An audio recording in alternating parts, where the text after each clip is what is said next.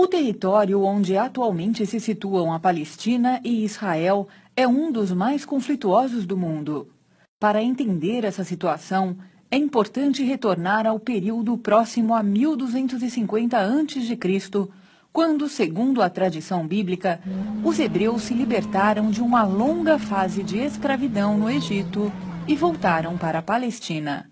Ao retornarem, eles entraram em conflito com os povos locais e, após intensas batalhas, os hebreus conseguiram se fixar na região, onde construíram um reino. Nos séculos seguintes, os hebreus foram sucessivamente dominados por vários povos com períodos curtos de autonomia. Essa situação persistiu até a conquista da região pelos romanos no século I a.C. No ano 70 d.C., uma revolta dos judeus foi violentamente reprimida pelos romanos. Para fugir dessa repressão, uma grande parcela de judeus deixou a Palestina e foi viver em outras regiões, iniciando a grande diáspora.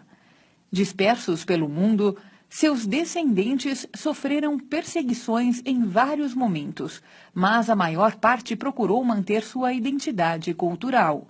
No entanto, os judeus nunca abandonaram completamente a Palestina. A partir do século XIX, iniciou-se uma crescente migração de judeus para a região. Essa onda migratória foi motivada pelo sionismo, um movimento que valorizava as raízes judaicas e defendia a criação de um Estado judaico na Palestina. Esse território, porém, era habitado há vários séculos por povos islâmicos de origem árabe. Começava o conflito, que atingiria proporções dramáticas. Em 1947, ainda sob o impacto do Holocausto, a ONU aprovou uma resolução que previa a criação de 2 estados na região, um judaico e outro árabe. Meses depois, em maio de 1948, sem esperar as negociações finais na ONU, os judeus fundaram o Estado de Israel. A reação foi imediata. Uma aliança de 5 países de maioria islâmica invadiu Israel, iniciando a primeira de uma série de guerras entre árabes e israelenses. O conflito terminou com a vitória dos judeus, com a ampliação do território de Israel e com a divisão de Jerusalém entre Israel e Cisjordânia. Milhares de palestinos fugiram para países vizinhos, onde passaram a viver de forma marginal em campos de refugiados. Sem aceitar tal condição, eles passaram a lutar pela recuperação de seus antigos territórios e, desde 1964, estão reunidos, principalmente na Organização para a Libertação da Palestina.